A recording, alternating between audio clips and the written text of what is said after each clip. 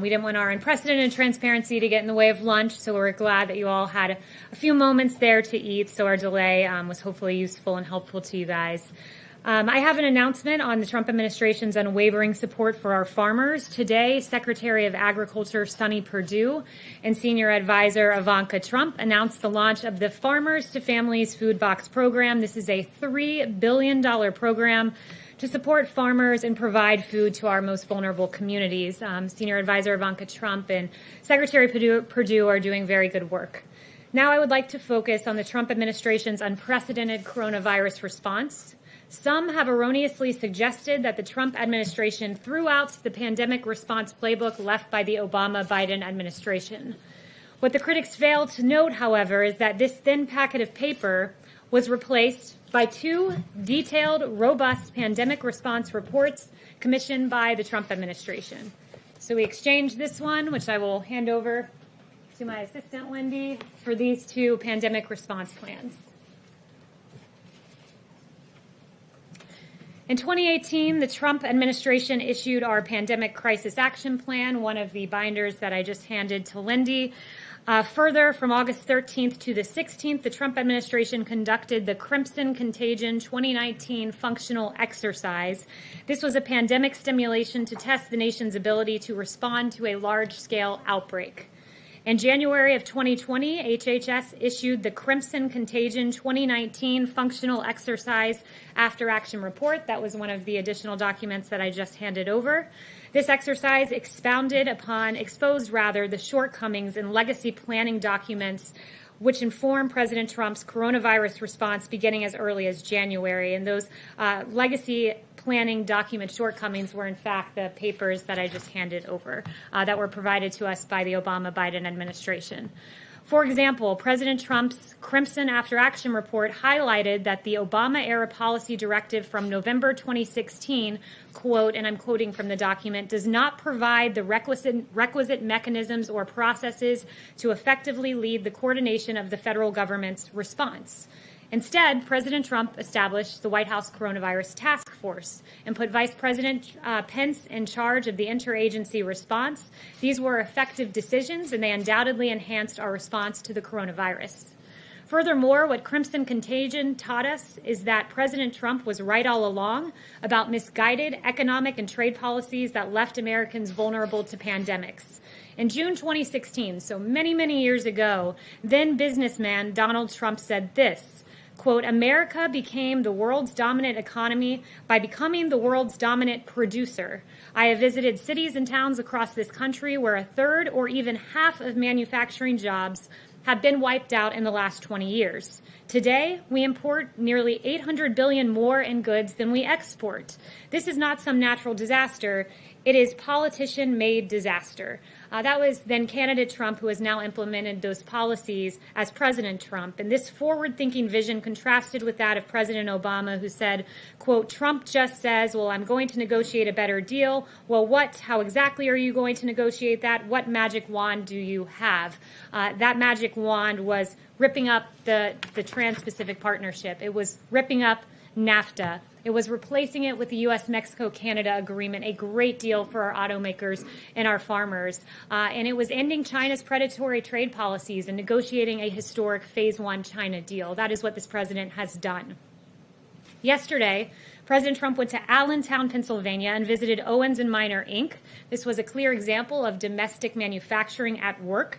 You saw this administration taking action to restructure and secure our stockpile of medical supplies. President Trump released a plan to restructure the Strategic National Stockpile yesterday, and he signed an executive order providing the authority to ensure America is producing critical goods necessary to build up our strategic stockpiles.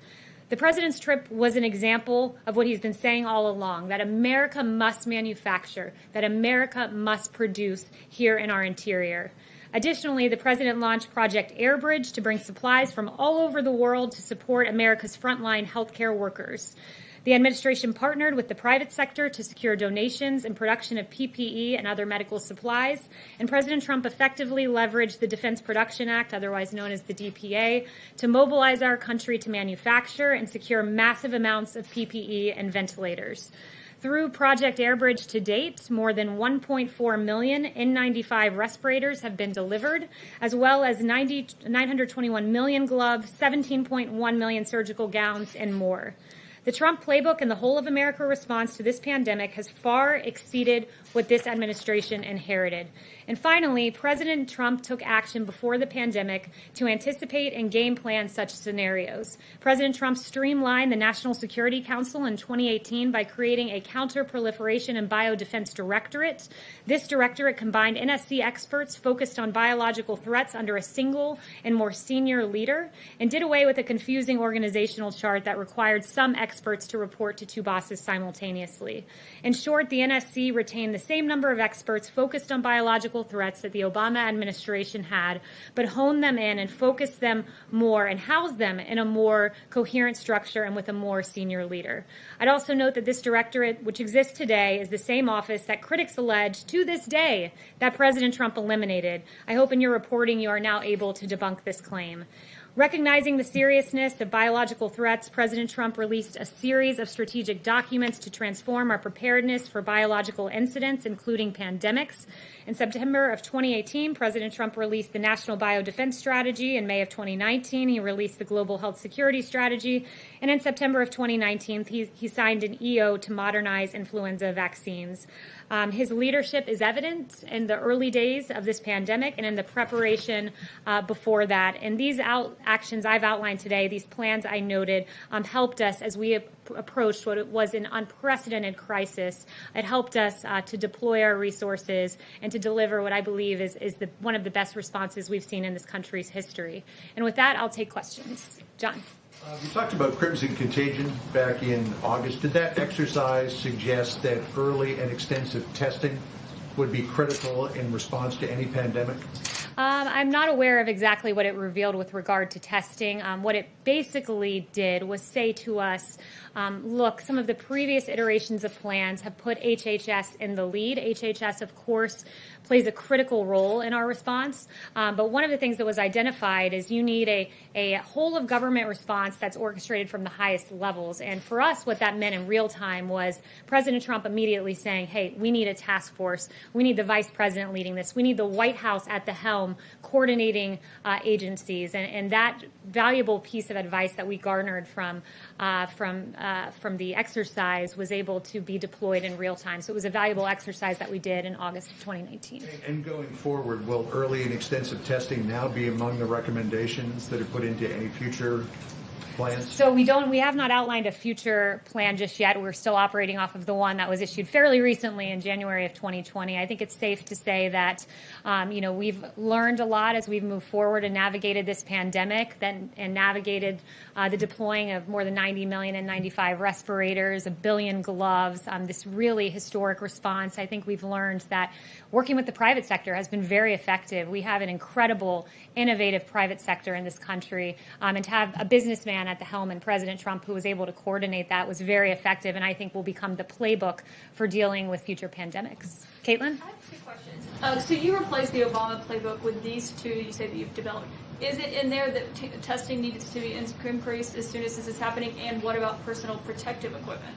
Look, personal protective equipment is very important, and I'm proud of what this administration has done, and I'm very glad that you asked about that because I have some supply numbers for you today. I actually shortchanged just a little bit there. 92.7 million N95 masks, 133.7 million surgical masks, 22.4 million surgical gowns, 10.5 million face shields, and almost 1 billion gloves. And as you saw at Owens and Minor, our domestic manufacturing has been deployed in this country in a way it never has been before since at least World War II, and will become the future playbook, I believe, for future administrations in navigating a pandemic response. But sorry, so does it say in that playbook that personal protective gear should be increased, the production of it, as soon as a pandemic is underway, as with coronavirus? What it says is this, that, look, we need personal protective equipment, and what did this administration do? We gave it. The Obama playbook is online. One of these, I believe, is public. One is public, so you can look through that online. But what we've done is remarkable, and that is exactly what you just asked me. Does it say we need more PPE? Well, we've delivered historic numbers of PPE, 1 billion gloves. We'll continue to do that. We'll continue to fill the stockpile. We're ready for the fall. And this administration has acted in a way that I don't believe, certainly based on what I read in the Obama playbook, would have able to have deployed what this administration has done. Okay, Jeff? I have a follow-up question. So I'm just asking that because it seemed to take so long to get more masks and swabs and whatnot, which they're still dealing with now. But my other question is on Rick Bright. The president said yesterday that he probably should not be working in federal government anymore, but he is now expected to start his new job next week. Does the president still welcome him starting that new position? And can you clarify exactly what that job is? Well, it's interesting to ask about whether Rick Bright should start in a position because Rick Bright hasn't showed up for a position. He was transferred to lead a bold new $1 billion testing program. He's not yet shown up for work. He takes a $285,000 salary. That's extraordinary for a federal government salary. And he is still on taxpayer-funded medical leave so he can work with partisan attorneys to malign this president. So Mr. Bright, he should perhaps show up for the job that he currently has. Jeff? Why does President Trump choose not to wear a face mask? Does he think it sends the wrong message? That's his choice. You know, he's tested each and every day. Those of us around him, I'm in the Oval Office, I wear a face mask around him to protect him. He's very protected. He tests negative daily, and that's his personal choice. And I would note it's consistent with the CDC guidelines, which say they recommend, but it's the personal choice of the individual. But at the very least, to set an example for the American people, Dr. Birx, Dr. Fauci today, they're both tested routinely, but they both had their face mask on in the Rose Garden. I think he did set an example. He set an example when he said to the West Wing, I want all of you wearing face masks in here. And he noted that, I believe it was 2 days ago. And that is over, above, and beyond what CDC guidelines say. But all of our staffers are wearing face masks, and that was at the direction of the president. I think that's a pretty good example. Yes. Kayleigh, thanks so much. I want to ask you about the FDA guidance on the Abbott tests. But firstly, you've talked about all of this preparation that the Trump administration did. But then how come on January 2020, the stockpile was as low as it was on supplies like face masks, like N95s? Yeah, it's a really good question. It's a really important question, and perhaps I should redirect your question to President Obama, who left the stockpile empty, and there was a USA Today fact check of that. He left the cupboards bare, as the president noted, and USA Today said there's no indication that the Obama administration took significant steps to replenish the supply of N95 masks in the strategic national stockpile after it was depleted from repeated crises. So at the H1N1, it was full. At the end of H1N1, it was empty, and President Obama left it empty and took President Trump to refill it. But your national biodefense strategy came out in September 2018, and the president has been now in office for over three years at this point. Yeah, well, we refilled that stockpile. We got the N95 masks out. Ventilators, another good example. Not a single American died for lack of a ventilator. 100,000 ventilators in 100 days, 3 times what is produced in the average year, 3 times the amount of N95 respirators our healthcare industry uses. We have delivered. We cleaned up the mess that was very clearly left by President Obama, and we got that out. And I would also note, in terms of fixing the stockpile, it's also fixing domestic supply chains. That was very important. And this president is the president who took on that issue, who said we need to produce here. We can't, as China hoards PPE, we need to have domestic manufacturing. So there was a systemic fix that needed to happen. And President Trump is the first president, in my knowledge, that has really, to this degree, took on that systemic fix. And then on the Abbott test, these are the tests that you guys take every day, that we've been given every day. But these recent studies coming out, numbers like a third of cases may be missed, up to 48% of cases may be missed. Does that give this White House any pause? Are you considering potentially other tests? Does this change the way that you guys are going to move going forward? Yes, I'm glad you asked that. It's very important. When the FDA gets any information that calls into question a test, they put it out there. It's incumbent upon them to make sure the American people have up-to-date information. Dr. Hahn, I spoke with him this morning. I actually spoke with him several times. He said we continue to recommend the test. Secretary Azar says we have confidence in the test, otherwise it wouldn't be out on the market. That being said, they take any indication of false negatives very seriously.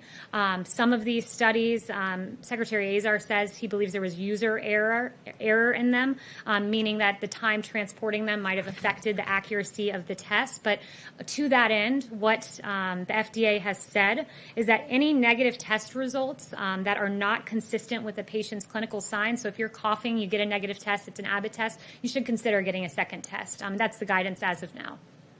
Yes. The president told Maria Bartiromo yesterday that he wasn't interested in talking to the Chinese President Xi Jinping right now.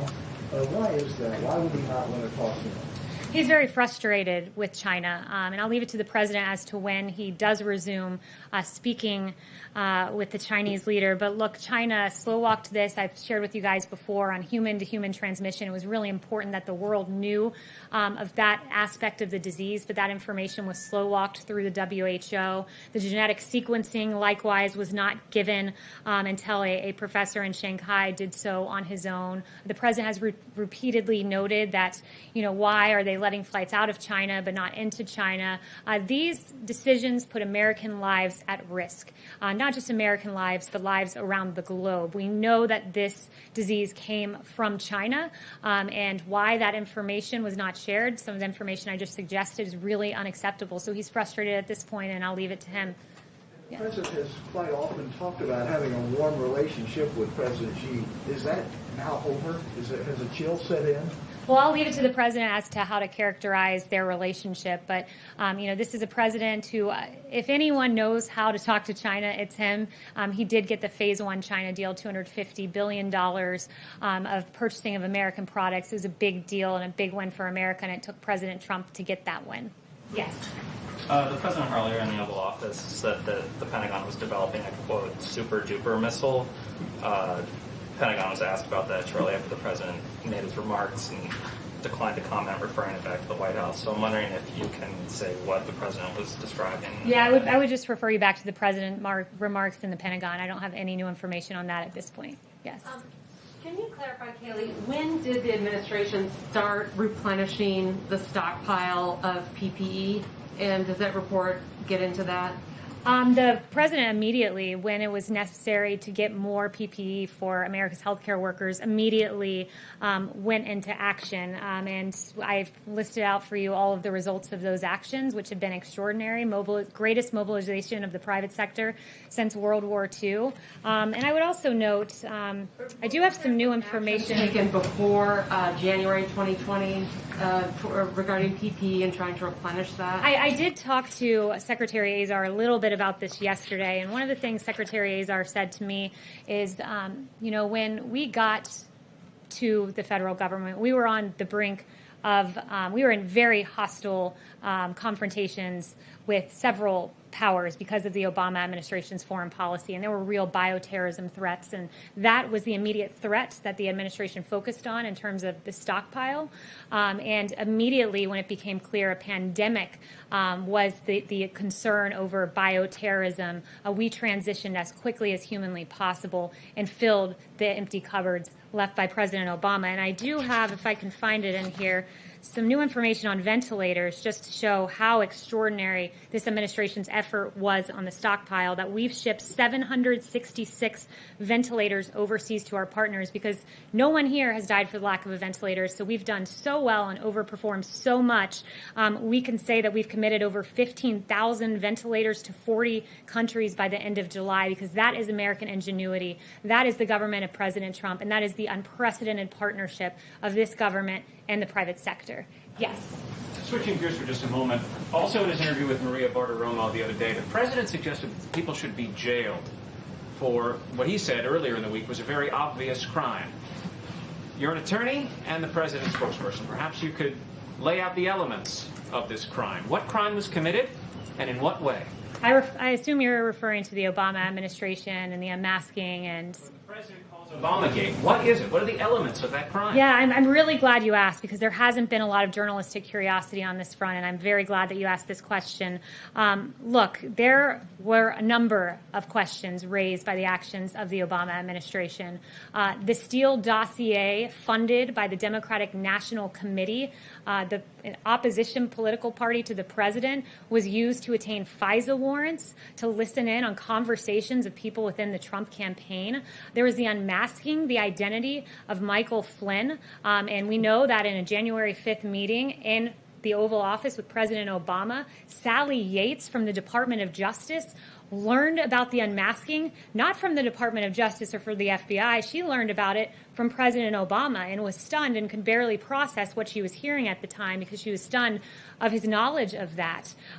We know that there was a lot of wrongdoing in the case of Michael Flynn. The FBI notes, for instance, that said, should we, quote, get him to lie as they pontificated their strategy. We know that the identity of this 3-decade general was leaked to the press, a criminal leak to the press of his identity in violation of his Fourth Amendment rights.